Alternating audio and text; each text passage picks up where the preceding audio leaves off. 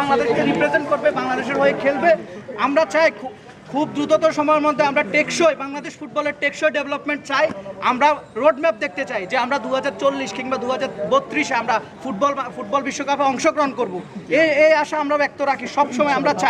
আমরা চাই যে বাংলাদেশ ফুটবল, আমরা ব্রাজিল আর্জেন্টিনার জন্য আমাদের যে আবেগ, সে আবেগটা নস্যাৎ করতে চাই না। আমরা আমাদের আবেগটা আমাদের বাংলাদেশের জন্য দিতে চাই, বাংলাদেশ ফুটবলের উন্নতির জন্য দিতে চাই। আমরা বাংলাদেশ ফুটবলকে সাফল্যের তার প্রান্তে দেখতে চাই। ফাহমিদুলকে দলে ফেরানোর ব্যাপারে আপনার বাপুদের কোনো কর্মকর্তার সাথে কথা হয়েছে কিনা? এই পর্যন্ত আমরা 2-3 ঘন্টা যাবত এখানে ইফতার আগ থেকে অবস্থান নিয়েছি, কিন্তু আমরা এখন পর্যন্ত কোনো প্রকার সাড়া আমরা দেখতে পাইনি। সাড়া না পেলে আপনাদের অবস্থান কি হবে? আমাদের কর্মসূচি থাকবে, সেটা আমরা জানিয়ে দেওয়া হবে। তো ওইখানে নিশ্চয়ই ফাহমিদুলের মতো প্লেয়ারদেরই দরকার। যেখানে কোন পজিশনে খেলে জানেন?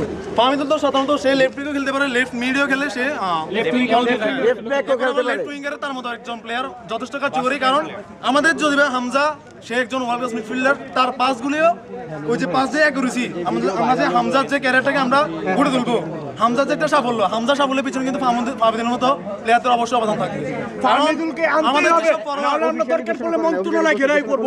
আমরা আসিফ মাহমুদ সজীব ভুইয়ার কাছে এটা নিকট জানাচ্ছি যে তিনি যেমন এই বিষয়টা দেখে, সিন্ডিকেটের ভিতরে যে কার্যকলাপটা হচ্ছে, এটা যাতে ভাঙার চেষ্টা করা হয়। বাফুফে স্পন্সর আনতেছে, কিট স্পন্সর আনতেছে, এত কিছু উন্নতির মাধ্যমে সিন্ডিকেটের মতো ভুয়া, এটা যখন বিশ্বব্যাপী হবে যে ফাহমিদুলের মতো একটা প্লেয়ার বাংলাদেশে আইসা সৌদিতে ক্যাম্প কইরা প্রস্তুতি ম্যাচে হ্যাটট্রিক করার পরে যখন চান্স পাইনি, এটার দিন শেষে আমাদের জন্য, আমাদের ফুটবলের জন্য, আমাদের স্পোর্টস কালচারের জন্য এটা একটা ব্যর্থতার দিন, এটা একটা কালো অধ্যায়।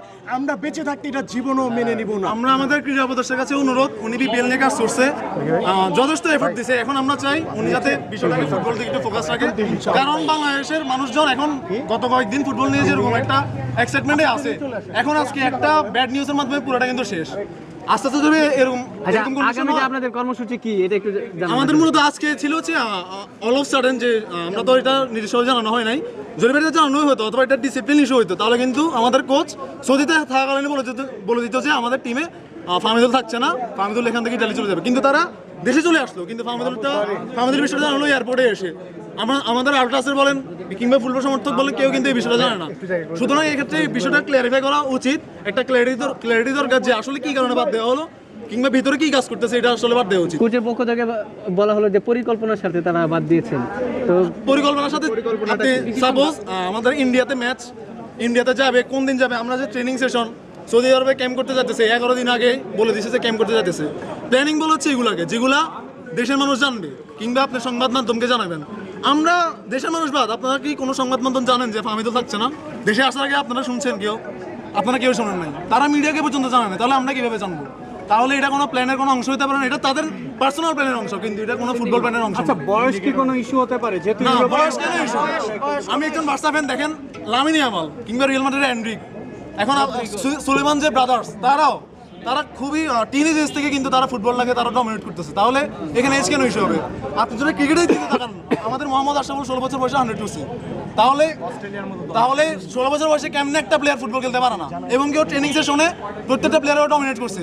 ওর মতো প্লেয়ার সাথে ট্রেনিং করে বাংলাদেশের প্লেয়ারও কিন্তু আস্তে আস্তে ওর সাথে অ্যাডাপ্ট করতে করতে ইমপ্রুভমেন্ট করতে পারবে। এখন আপনারা কি বিশ্বাস করেন সেই ক্যাপাবল? অবশ্যই সে কেবল না সেটা পরে কথা, কিন্তু সে আমাদের বাংলাদেশে ফরওয়ার্ড থেকে বেটার, সে ভালো দায়িত্ব রাখতে পারে। হামজার যে গতির ফুটবল, এখন এটা আপনারা কিভাবে দেখেন? এটা আপনারা কিভাবে দেখেন? সেটার সাথে অ্যাডাপ্ট করার জন্য যে একটা লেফট উইং কিংবা হচ্ছে আপনার ফরওয়ার্ড লাইনে খেলার মতো হামজার পাসগুলো থ্রু মাধ্যমে এগিয়ে নেওয়ার জন্য আমরা ফাহমিদুলকে ক্যাপাবল মনে করতেছি। কারণ আমরা অতীতে দেখেছি বাংলাদেশে আরো যারা স্ট্রাইকাররা আছে, তারা 1-to-1 গোল করতে পারে না। আমরা এটা বারবার দেখেছি। আমরা চাই